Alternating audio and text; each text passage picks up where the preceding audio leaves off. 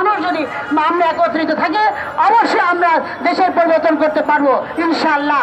সবাইকে শুভেচ্ছা জানিয়ে আরও সবাইকে বক্তব্য দেওয়ার জন্য সুযোগ করে দেওয়ার জন্য ধন্যবাদ। আমাকে দুটো কথা বলতে দেওয়ার জন্য সবাইকে আমি কৃতজ্ঞতা জানাচ্ছি। ভাগ্যের উন্নয়ন হোক। ধন্যবাদ। এই পর্যায়ে শোনেন, তাদের দিন শেষ, আমরা বলি আমাদের দিন এবার শুরু। বৈষম্য দূর করতে হবে আমাদের, সময় বেশি নাই। এ পর্যায়ে বক্তব্য সমাপনী বক্তব্য রাখার জন্য অনুরোধ করছি শেখ নাসিরউদ্দিনকে।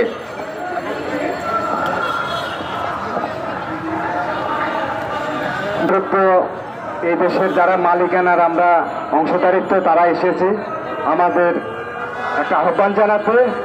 আপনারা দেখেন যে আমাদের যখন যে দল ক্ষমতায় আসে শুধু আমাদের উপরে আপনার ঝড়ঝাপটা যায়। আপনার একসময় মৌলানা ভাসানী, শেরেবাংলার ফজল হক, জগেশ মন্ডল তারা এই দেশের কৃষক শ্রমিক মানুষের নিয়ে আন্দোলন করেছিলেন।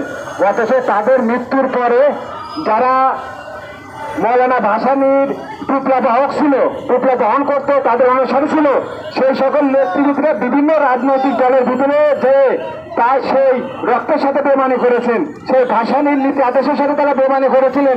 তারা সেই সময় শপথ নিয়েছিলেন যে হুজুর আমরা এই দেশের কৃষক শ্রমিক মজলুমের জন্য রাষ্ট্র গঠন করবো, এই দেশের মানুষের কথা বলবো।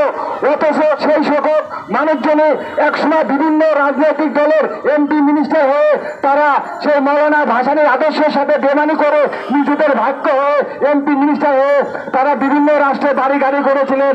আর সেই কৃষক শ্রমিক হতদরিদ্র মানুষ, আমাদের ভাগ্যের কোনো পরিবর্তন হয়নি।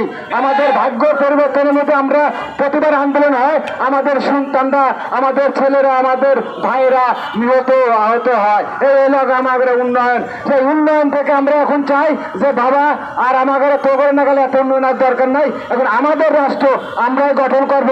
আপনারা দেখেন যে রাষ্ট্রের শিক্ষকরা রাস্তায় করে ঘুমায়, তাহলে আমাদের অবস্থা কি হতে পারে? শিক্ষকদের অবস্থায় যাতে এরকম আল্লাহ দিন যায়, তাহলে আমাদের অবস্থা কোন পর্যায়ে যাবে? যারা শিক্ষাগুরু, যাদের আমরা গুরু মনে করি, যারা এই দেশের মানুষ গড়ের কারিগর, তাদের কাছকে রাস্তায় রাস্তায় ভিক্ষুকের নাগাল বসে থাকা লাগে। আজকে আমরা চাই যে যে সকল মানুষের হাতে আমাদের ছেলেরা, আমরা মানুষ, আমাদের সন্তানগুলো জন্ম দেয়, মানুষ করার দায়িত্ব কাদের? শিক্ষকদের। সেই শিক্ষকরা যাতে আজকে নিম্নজ্জার মতো রাস্তায় ভিক্ষুকের নাগাল পড়ে থাকে, আমার মনে হয় সেই রাষ্ট্র উপদেষ্টাদের মুখ দেখানো উচিত না। যে রাষ্ট্র একজন শিক্ষকদের তার মৌলিক অধিকার থেকে, তার চাওয়া পাওয়া থেকে, ক্ষুধার্ত মানুষ, সেটা ক্ষুধার্ত মানুষ, সে কি শিক্ষা দেবে? নিজেই তো রাস্তায় পড়ে আছে। এখন নিজেই আজকে তারা অসহায় নাগাল, এতিমের নাগাল তারে শিক্ষকরা করে। যে শিক্ষকের পায়ের নিচে আজকে তারা বসে থাকবে, সে শিক্ষকের এখন পলিথিন বিষয়ে রাস্তায় বসে থাকে, তাদের অবস্থা। তাই আমরা চাই যে প্রধান উপদেষ্টাকে, আপনি যতই ওখানে সুন্দর সুন্দর কথা বলেন, আগে দেশের মানুষের কথা ভাববেন, কার মানুষের কত কি জ্বালা। আজকে আমরা কৃষক শ্রমিকরা আমরা অসহায় হতে পারি, আমরা শিক্ষকদের সম্মান করি, তারা আমাদের গুরুজন। তাই আমরা চাই যে আমাদের তরফ থেকে অনিবারে তাদেরকে যেন যে দাবিগুলো মেনে নেওয়া হয়, নাহলে আমাদের সন্তানদের আমরা শিক্ষিত করতে আমরা তো পারবো না। আমরা তো মূর্খ মানুষ।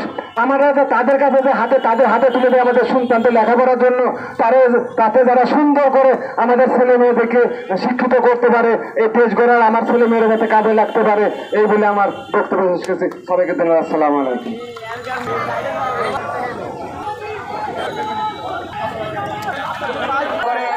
তাদের অধিকার পরিচয় করা সংখ্যা কমিটি, ভূমি আন্দোলনের কেন্দ্রীয় কমিটি সাধারণ সম্পাদক শামীম আলম বাসু, অধ্যক্ষ, আর দপ্তর সম্পাদক লিজা আপু, উনি লেখক, কলামিস্ট এবং নারী নেত্রী, আর বাংলাদেশ ভূমি আন্দোলনের নারায়ণগঞ্জের